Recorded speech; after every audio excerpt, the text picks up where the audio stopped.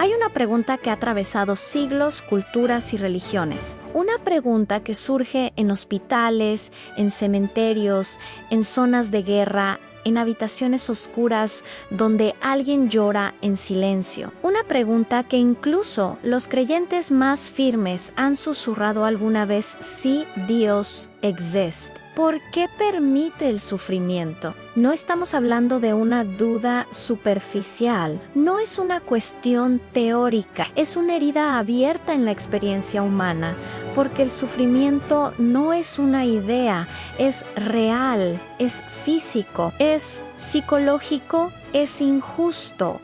Niños que mueren antes de vivir, enfermedades que destruyen cuerpos, violencia sin sentido, han traiciones, han catástrofes naturales, han silencio. Si Dios es bueno, ¿por qué no lo impide? Si es poderoso, ¿por qué no interviene? Why si no lo hace? ¿Qué significa eso? Durante siglos, filósofos, teólogos y pensadores han llamado a esto el problema del mal, pero detrás de ese nombre académico hay lágrimas reales. Primero debemos distinguir dos tipos de sufrimiento: el mal moral y el mal natural. El mal moral es el que proviene de decisiones humanas, guerras, asesinatos, corrupción, abuso. El mal natural es aquel que parece surgir sin intervención humana directa ante terremotos, enfermedades, desastres naturales. La pregunta es diferente en cada caso. En el mal moral surge el concepto de libre albedrío. Si Dios creó seres humanos capaces de amar, también los creó capaces de elegir. Y elegir implica posibilidad de error. Un mundo donde nadie pueda hacer el mal sería también un mundo donde nadie pueda elegir el bien libremente. Pero aquí aparece una objeción poderosa. ¿No podría Dios crear libertad sin permitir tanto horror? ¿No podría intervenir cuando el daño es extremo? La Biblia no ignora esta tensión. El libro de Job es uno de los textos más antiguos y profundos sobre el sufrimiento. Job es descrito como justo, sin embargo, pierde todo en hijos, riqueza, salud, y hace la misma pregunta que millones hacen hoy: ¿por qué? Lo sorprendente es que Dios no le da una explicación detallada, no le revela cada motivo. En lugar de eso, le muestra la inmensidad del universo, la complejidad de la creación, la limitación del entendimiento humano. Eso puede parecer frustrante, pero también revela algo fundamental. Nuestra perspectiva es parcial. Sin embargo, esto no resuelve la pregunta emocional, porque cuando alguien sufre, no quiere una lección sobre cosmología queer. Entonces, ¿qué hace el cristianismo con esta pregunta? Aquí aparece algo radical. El cristianismo no presenta a un Dios distante que observa el sufrimiento desde lejos. Presenta a un Dios que entra en Eli en la cruz. No es solo un símbolo religioso, es una declaración teológica en Dios. No es ajeno al dolor humano, lo experimenta, lo sufre, lo atraviesa.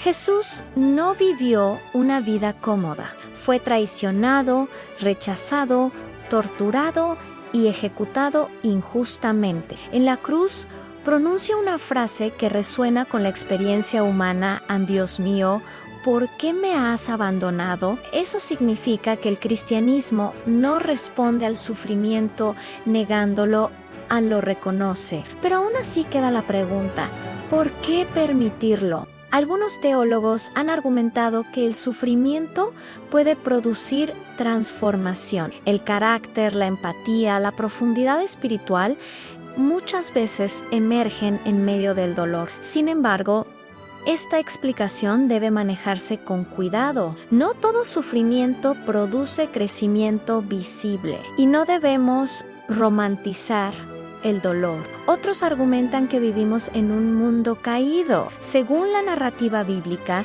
El mal entró a través de la rebelión humana. La creación misma quedó afectada. El sufrimiento sería una consecuencia de esa ruptura, pero nuevamente surge la pregunta: ¿por qué permitir que las consecuencias afecten a inocentes? Aquí llegamos al punto más difícil.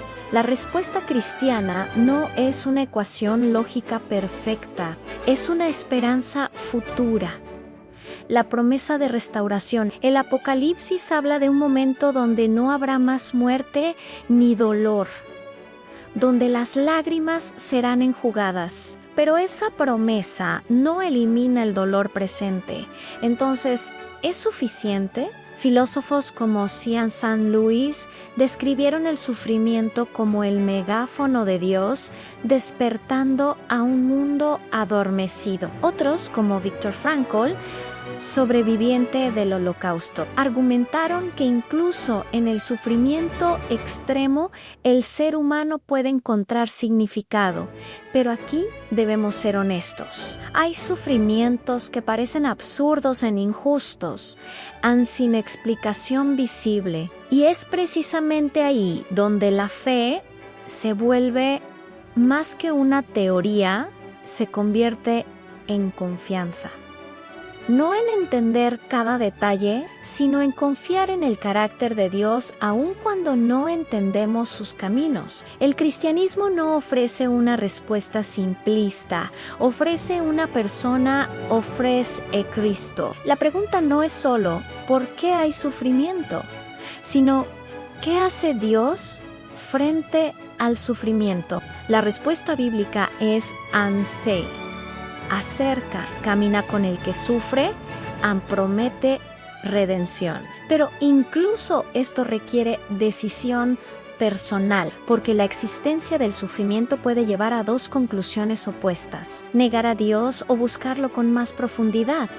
Algunos abandonan la fe por el dolor, otros la abrazan más fuerte. Tal vez la cuestión final no es si entendemos completamente el sufrimiento, sino si creemos que el amor puede coexistir con el misterio, porque un mundo sin libertad sería un mundo sin amor, y un mundo con libertad implica riesgo. El cristianismo afirma que el mal no tiene la última palabra, que la historia no termina en la cruz, sino en la resurrección. Pero la tensión permanece, y quizás esa tensión es parte de la condición humana. La pregunta sobre el sufrimiento no desaparece, pero puede transformarse en ¿por qué?